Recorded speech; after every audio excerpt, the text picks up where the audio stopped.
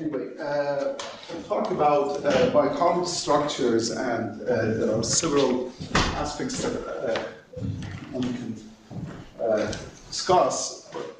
I will focus on tameness and definability, and I'll explain about the terminologies.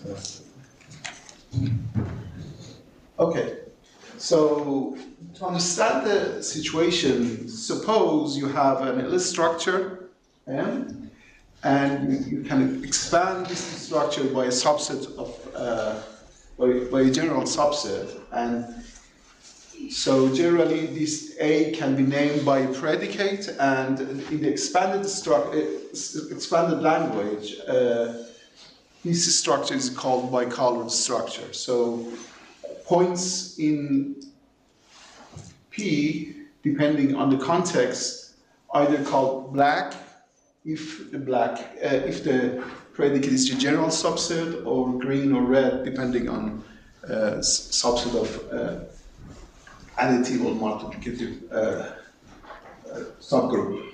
And otherwise we call points in P are white elements.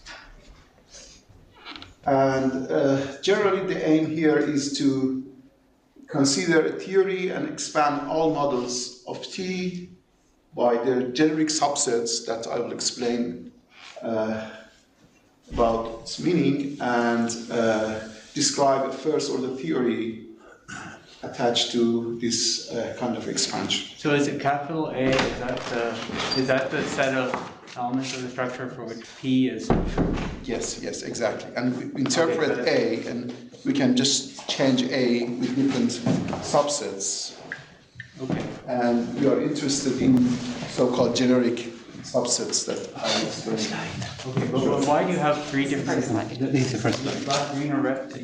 Why do you have the three different? I'll explain later. I mean, okay. this is in any example, it's just different interpretations of the same. Yes. Thing. So there's really so in any instance you'll only have one of these. Yes. Okay.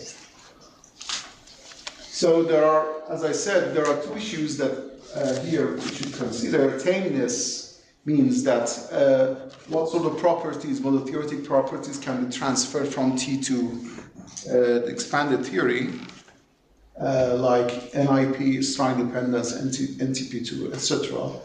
And definability issues here to understand definable subsets of models of T and explore perhaps topological and algebraic properties related to these definable sets, such as definable valuations, open covariant. So just to give you some idea about what generic subset means, I give you two examples, and the first one is generic predicates that's due to Chattakis and Pillay, that you can consider a geometric theory, and a generic here means that if you consider as definable subset X, and you are looking for those Y's that have a solution. So Y is parameters and X is points that is related to set, and you're looking for those Y's in which they have solutions outside the algebraic closure of algebraic closure Y. And here, exactly, the genericity means this property. So, and the tameness here means that if T is simple, also T should be simple. Can you remind us what the geometric theory was? Well, I'll explain shortly. So, and another example is that due to Dolic, Miller, and Steinhorn, that you can consider the expansion of theory of RCF, for example, by an algebraically independent set, And genericity here basically means that between 2 points, you can find infinitely many black or white points. So this is codense and dense property. And Tameness here means exactly that if theory, since RCF is strongly dependent, then so is the expanded theory. And the open core are the same. Okay. So, I will mainly focus on another issue of theoretic structures that's related to another aspects that's related to Hrushovski construction, and this is what is called basically bicurrent fields at the time. And the problem is that when people are thinking about Chern conjecture, this was somehow related to existence or not existence of bad fields. And therefore, people were asking if bad field exists. So bad field means you have a field of basically algebraically closed field with a multiplicative subgroup that the resulting structure has Morley rank 2. And but using the Hrushovski construction method, bad field exists of characteristic 0. So the history comes from this source. So what's the reason for considering Morley rank 2 in this definition, as opposed to some other number? Why is that? I'm not expert in this field, but apparently this is very important, so probably someone could help me in this, why Morley rank 2 is important. But anyway, I mean, this is exactly coming from solving this conjecture. Okay. Do we know what other Morley ranks are possible? I don't know. Okay.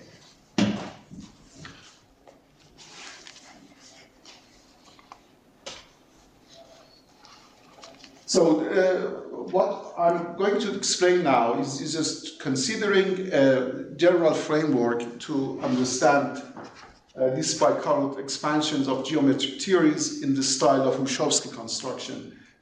So we consider a complete geometric theory that eliminates infinite quantifier. So infinite quantifier is definable within this theory. And the algebraic closure defines a pre-geometry. This is the definition of geometric theory. And the examples that you can consider is, for example, algebraically closed field of fixed characteristic, RCF, ACDF, or theory of complete theory of X, for example. These are examples for. Could you say what a pre-geometry is? Pre-geometry, so if you have algebraic closure to have exchange property, namely, I can write it down. So exchange property means that if you have D inside algebraic closure, then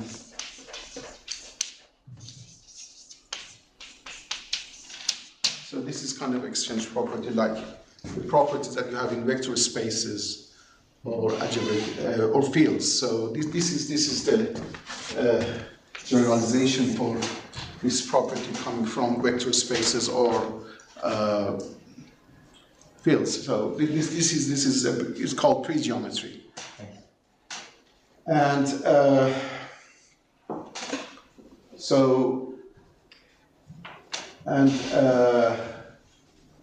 okay, so once you have a geometric theory, you can have a well-defined notion of dimension. Namely, you can say that for given a tuple A, you can have the size of a base for A over A. This is the well-defined. Since algebraic closure is pre-geometry, and also you can define the notion of dimension for any definable set to the maximum of solutions that satisfy this formula. And well-behaved means here that you can define these parameters inside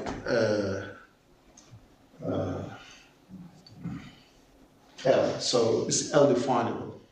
So and all these properties coming from being geometric. What is the subscript on the dimension? Oh, I mean here that you consider dimension of with respect to solutions. Like so, y is a parameters, and x is Oh, okay. So variables. oh, okay. So you just mean dimension in Okay. Yeah. So we consider a model, a general model, an arbitrary model of T universal. For example, in the case of fields, you have a substructure of a field, so it's an integral domain, and also fix a rational a number between greater than 0 and less than or equal to 1, and we define the notion of pre-dimension, which means that this delta alpha is the difference between dimension of A and alpha times number of, let's say, black points. I mean, the points that are inside A here. So this is we consider this pre-dimension function, and this pre-dimension function plays an important role in describing a dimension function attached to these structures. So this pre-dimension satisfies the submodularity, meaning that the summation of this delta is at most delta alpha A plus delta alpha B, and the equality might hold if somehow A and B are free over the intersection.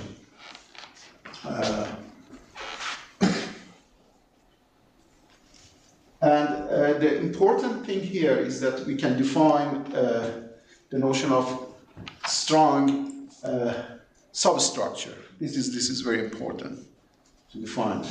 So you have two M and N, which is M is a substructure of N, but we call M is strong in N if for any given subset of N, this if you compute the relative pre-dimension, which is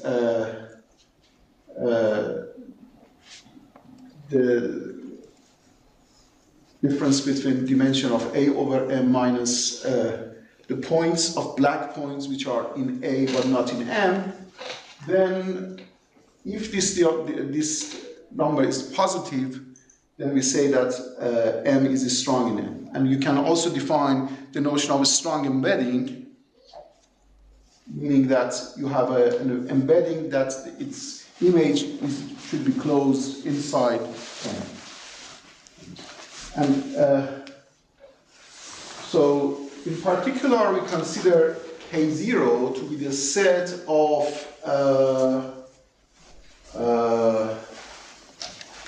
all elements of K, that every finite subset has a positive pre-dimension. This is important to consider this subclass. And the notion of strong embedding or strong substructure has these properties.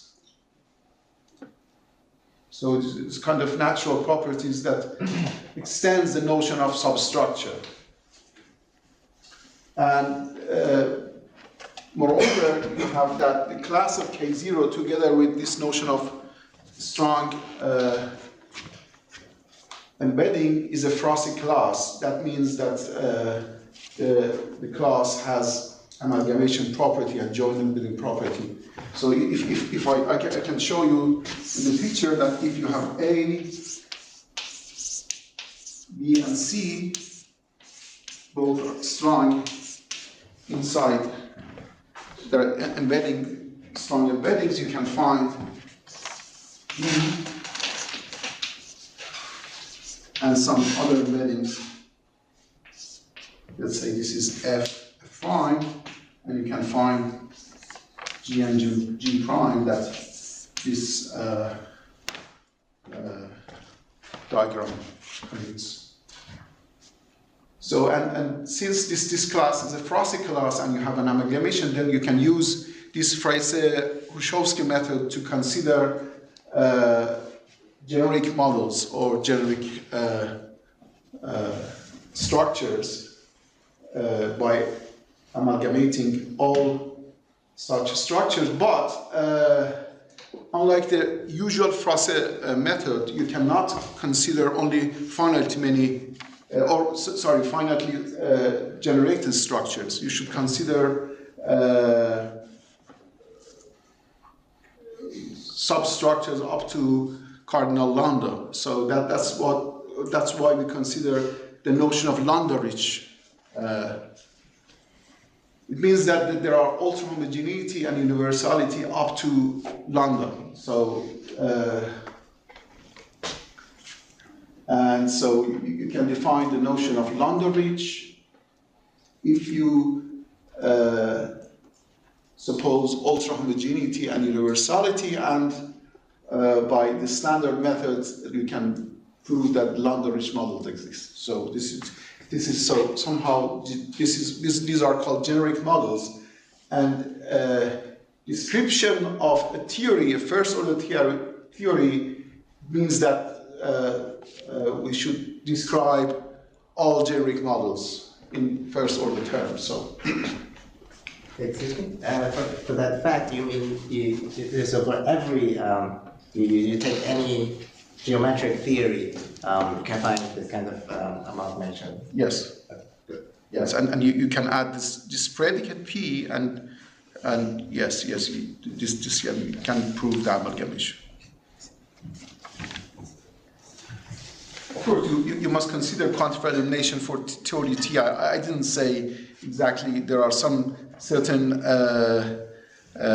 technical consideration for T itself. For example, you can consider it to be quantified, has quantified elimination in the language L. So but these are just some minor things to consider and harmless somehow.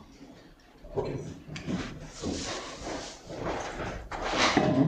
Okay, so to analyze generic models, you need to consider the notion of closure of a set. So in the usual process setting, you have just the quantifier free formulas describe the types. Whereas here, you need to consider only closed sets. So to understand the notion of closed sets, you should need to consider the closure of a set. And the closure of a set is the smallest subset Y containing X that is closed in M. And by the axioms I gave in the last slide, the existence of this set are guaranteed, so the notion of closure is a well-defined notion. And the point is that there is a difference between rational and irrational numbers. While for a rational alpha, closure is finite, of a finite set is finite. On the other hand, for irrational numbers, the closure of A is countable. So even you start with a one point, the closure of X might have might be infinite but countable but infinite. So this is the difference between when you work with alpha and irrational alpha and irrational Wait, alpha. how is alpha coming into the definition of the closure? Where is alpha in the? Okay, but when I defined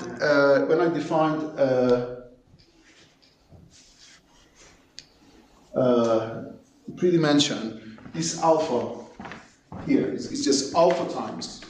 For example, you can consider alpha to be half, and just you have dimension.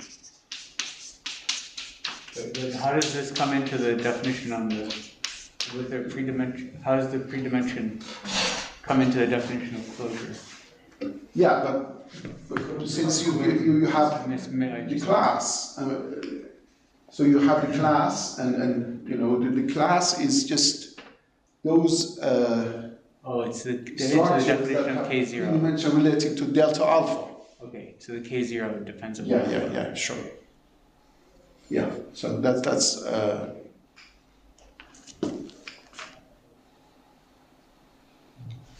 Okay, so.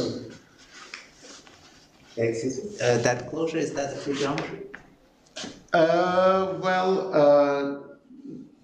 If you for a pre-dimension you can define a dimension d alpha. Yes. And this d alpha is But this defined. one might not be. No, yeah. So an axioms for T alpha can be described using the notion of semi-generic models described as follows, that the T alpha should include the following axioms: T itself, and also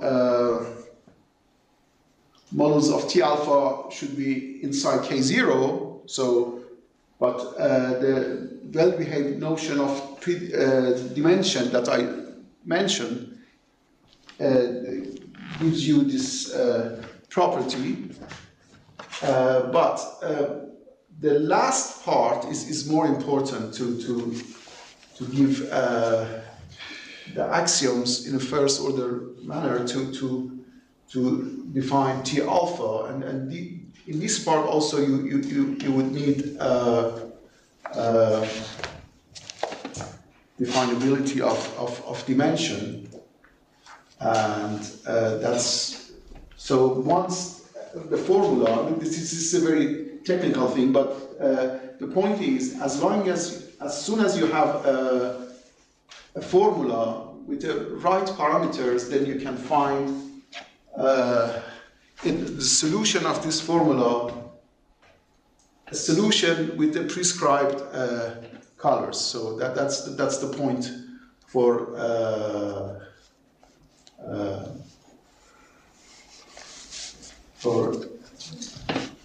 this part of axioms.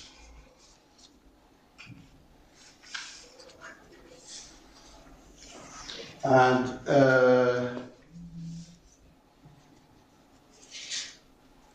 so here is the situation. If alpha is irrational, or of course alpha is also, if it's rational also, this is true, that for omega 1 models and any two omega generics, I should written omega generics or omega rich models are elementary equivalent.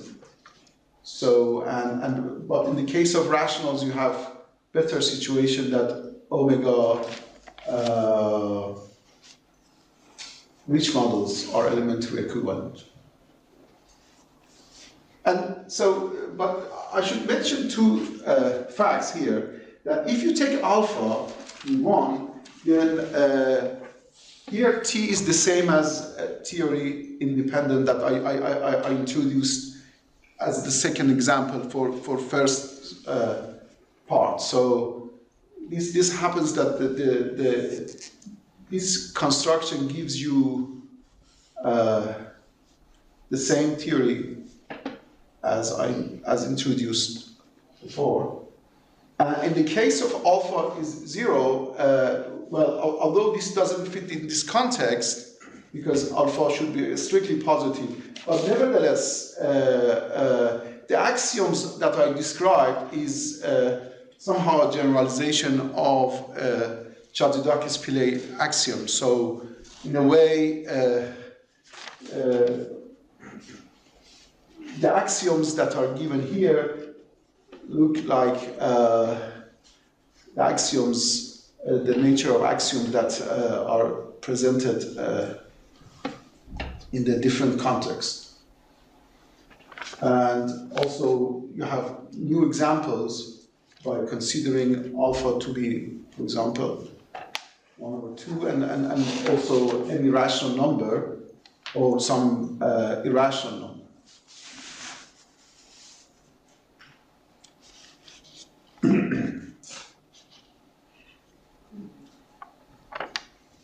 And if you have a theory with geometric, the point here T alpha is pi to axiomatized, can be pi to axiomatize Aleph Mondrich models. And here, if T is NIP, then so is T alpha. How is it decomposable? Well, in decomposable, it means that the union, set of dimension, let's say n, cannot be written as a finite union of dimension of less than n. So. But here you're talking about a theory. The theory isn't decomposable. Well, a theory is indecomposable if the pre-geometry associated to algebraic closure is indecomposable. Yeah, this is the. If A, let's say dimension of A is n, then A cannot be written as finite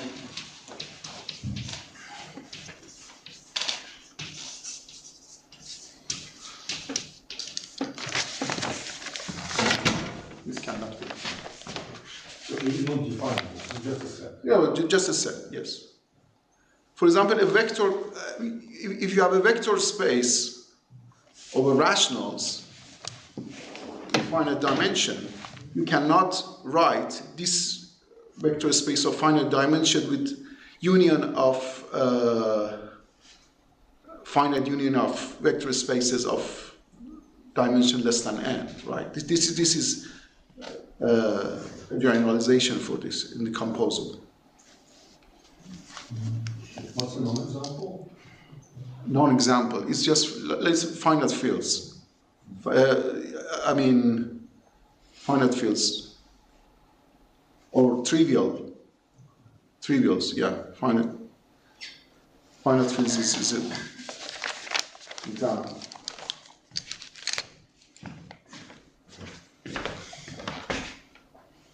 Okay.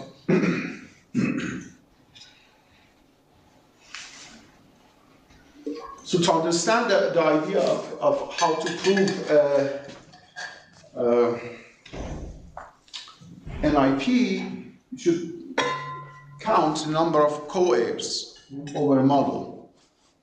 And the point is that if type is a co-heir over M, then somehow this type can be described by L types. So this is the rough idea I can explain here is that the L types are described, the LP type, therefore since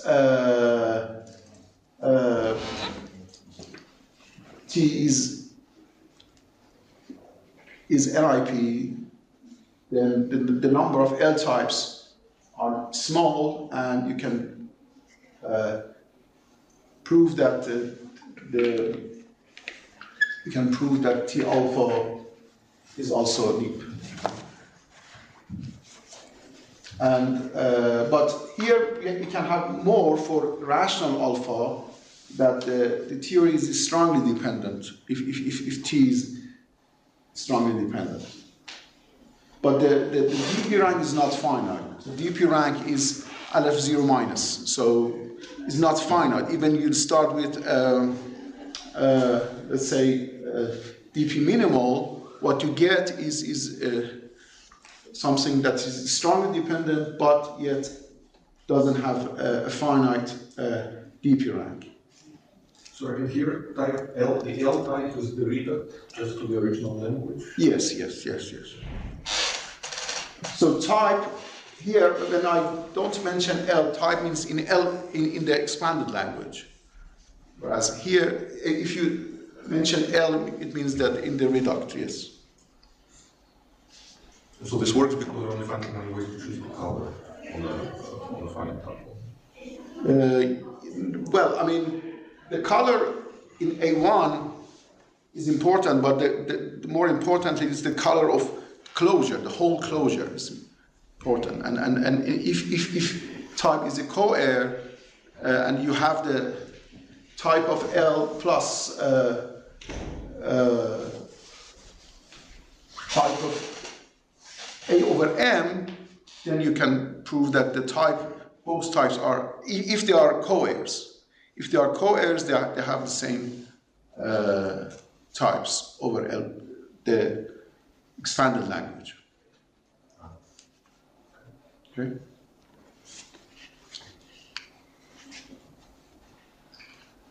So, and for definability issue, okay. For definability, you should have. So you should describe types, and types are described exactly by their closure. So type of A1 and A2 are the same if they have isomorphic closures. What does small mean here?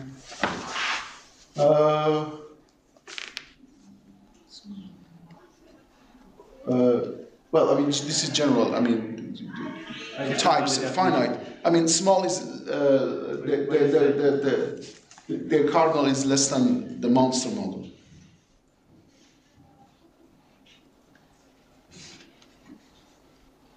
Are you asking why do we need smallness? No, I just don't know. I just don't Oh know. yes, the small definition. means yes, let's say finite. Okay, we can take it finite, but generally it's less than cardinality of C in the monster model.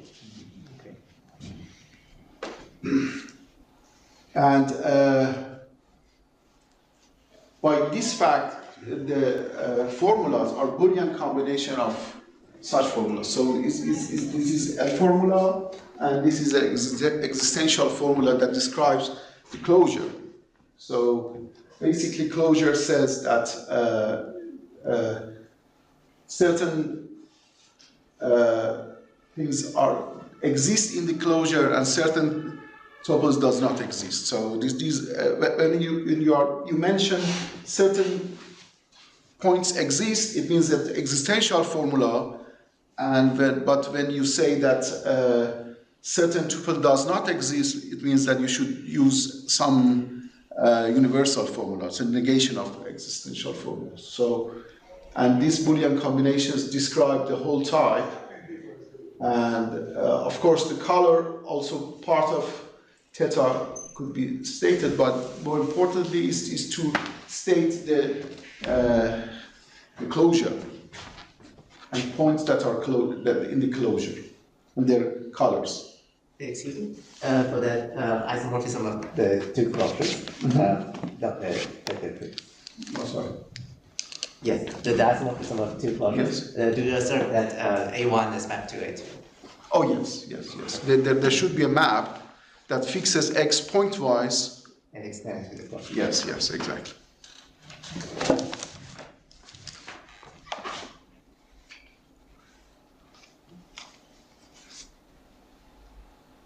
So if you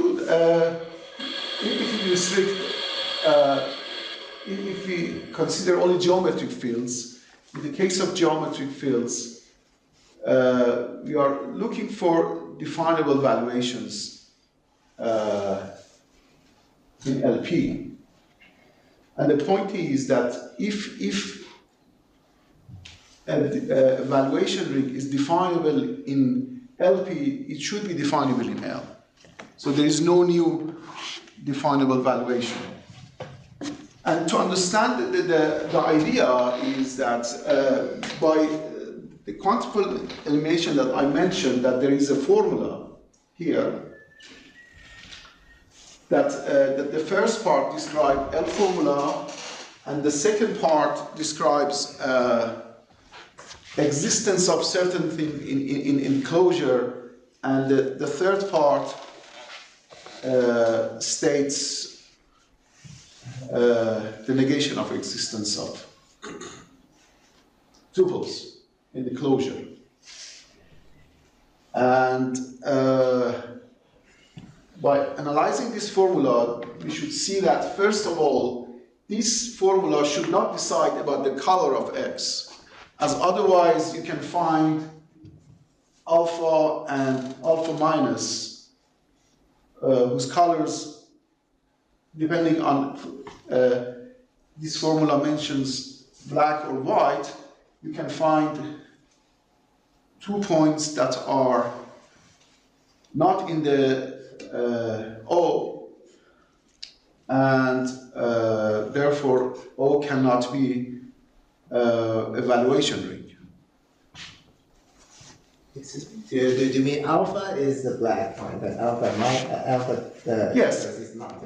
Yeah, I mean, if this formula, let's say, that formula you have P of X, that formula, that decides about the color of X, that is, it says that is Px. Yeah.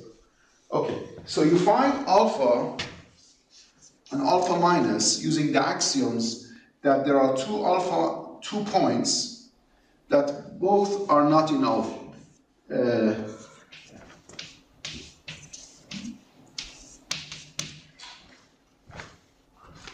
You can find, let's say, white points. So, and if you find these 2 points, then it means that neither of these points are in O, right? Because O should be a valuation ring. And this contradicts the fact that O is a valuation ring. So.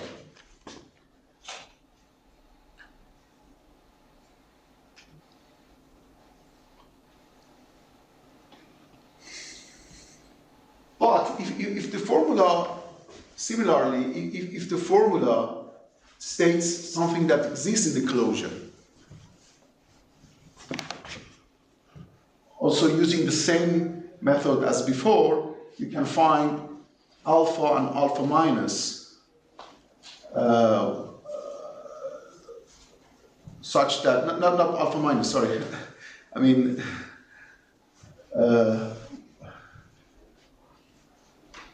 what's called? Inverse. Inverse, yes, exactly. Inverse are both are close over A, and therefore they are not both in O. And finally, but if formula only mention this, and you should prove this claim, that namely, if type of alpha over A is the same as type of L over beta over A bar, then alpha should be in O if and only beta should be known. And to prove the claim, if this doesn't happen, you can find, let's say, alpha is in O, whereas beta is not in O. And we can find, in this case, alpha 1 and alpha 2, both in O, that is, and the beta is the summation of alpha and alpha 2. So, but in this case, O cannot be a ring. So, in any case, to So the L type of alpha and beta should describe the, so O itself, therefore O should be definable inside L. And there is no new valuation. Also, a similar situation can be stated for open core. And so open core of T and T alpha are the same. So you don't have, in the case of black fields, you don't have anything new,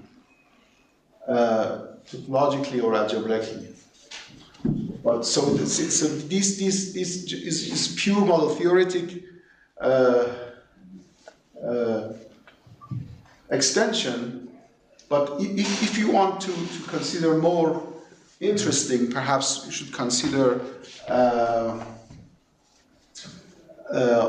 either an additive subgroup to add it to the structure, or a multiplicative subgroup, which are called green or red fields. And these could be for further research that should be done in the future. Okay. I think that's